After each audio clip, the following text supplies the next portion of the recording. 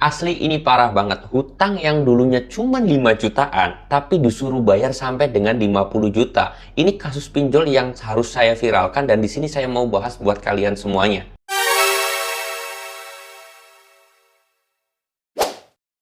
Assalamualaikum warahmatullahi wabarakatuh teman-teman semuanya. Pada kesempatan video kali ini saya ingin membahas kasus pinjol yang sangat-sangat parah banget dan ini perlu saya viralkan atau saya publikasikan agar ini tidak terjadi lagi kepada teman-teman juga. Karena ada nasabah yang curhat ke saya melalui Instagram, hutang yang dulunya sampai 5 juta, nggak sampai 6 juta, itu bisa diminta sampai 50 juta lebih tepatnya ke 53 juta. Nah, di sini saya mau bahas ya teman-teman semuanya.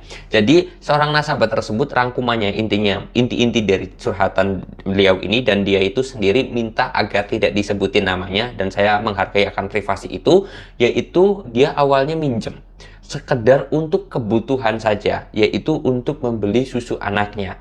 Tetapi pada saat itu belum punya uang karena dia itu minjemnya sekitar di angka 500 ribuan karena dapat limitnya 500 ribu, dan pada saat itu susu anak kan harganya 200 ribuan dan dia akhirnya membeli juga bahan-bahan pokok yang lainnya untuk kebutuhan sehari-hari. Nah, lambat laun telah dibayar, terus kemudian minjem lagi, bayar, minjem lagi, bayar, pinjam lagi, lancar. Sampai akhirnya dia itu dapat limit 5 juta. Dan ketika sudah dapat limit 5 juta yang besar ini, dia itu sudah nggak mampu bayar. Awalnya dia di satu aplikasi ya teman-teman semuanya, di satu aplikasi.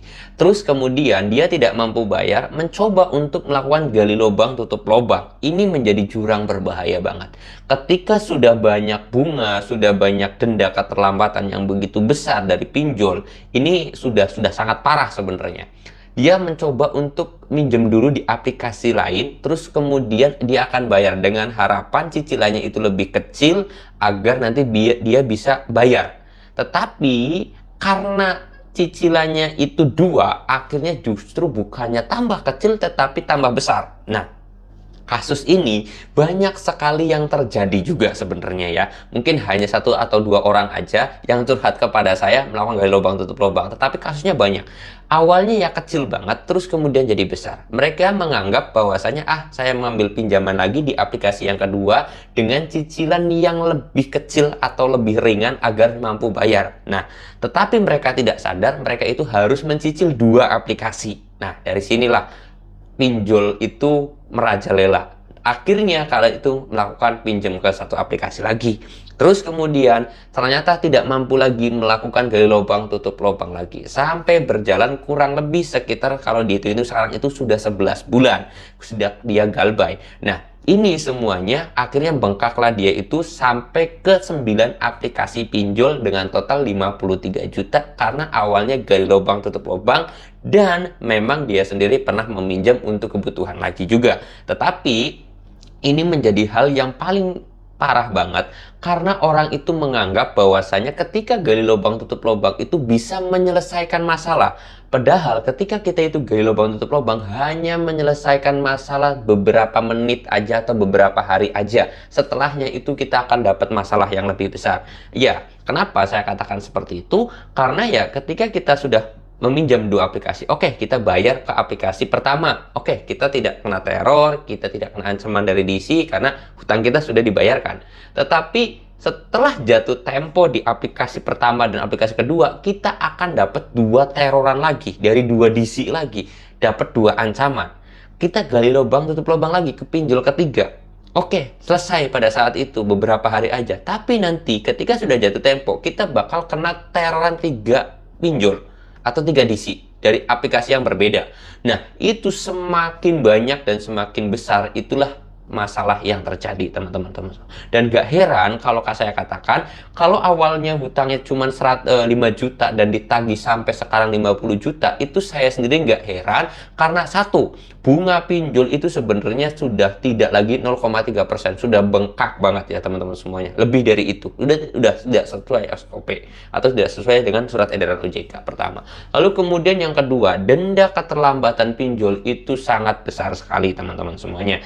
Yang ketiga adalah kalian itu kena biaya administrasi ketika minjem dan itu potongannya besar banget kan, itu parah banget. Yang keempat adalah ketika kalian itu semakin banyak pinjol yang dipinjam, maka semakin banyak juga bunga, denda, dan juga admin yang kalian bayarkan. Yang kelima adalah kalian itu stres dan depresi. Kenapa? Karena dapat banyak teroran dari DC. Ketika kalian itu semakin stres dan juga semakin depresi, kalian itu nggak bakalan bisa yang namanya fokus kerja, fokus usaha, fokus cari duit. Yang kalian pikirkan adalah kalian itu gimana yang namanya pinjol, pinjol, pinjol, pinjol, pinjol.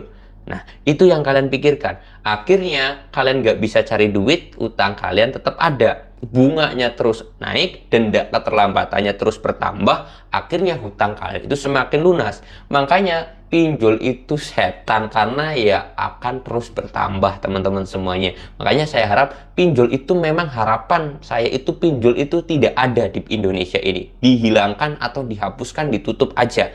Tetapi kenyataannya ya masih banyak di luaran sana yang tidak berani menggemborkan untuk melakukan galbay pinjol ini. Makanya saya berani serukan. Kalau kalian sudah terkena kasus seperti ini, tolong galbay saja.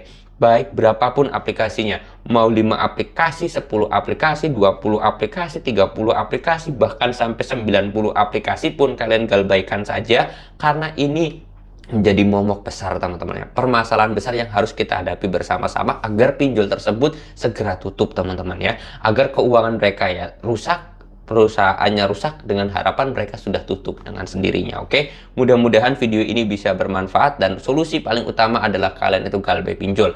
Kalau galbaynya kalian itu masih takut dengan teror dan ancaman, segera ganti nomor HP kalian, ganti nomor WhatsApp kalian, reset HP kalian. Udah, titik, segera lakukan itu. Jangan ragu-ragu lagi untuk melakukan galbay. Dengan cara setelah nonton video ini, silahkan kalian ganti nomor HP, reset HP kalian. Oke, mudah-mudahan video ini bisa bermanfaat. Kalau kalian suka dengan video ini, silahkan di like. Kalau nggak suka, di dislike aja, nggak jadi masalah. Saya mau tutup dulu video ini dengan kata Assalamualaikum warahmatullahi wabarakatuh.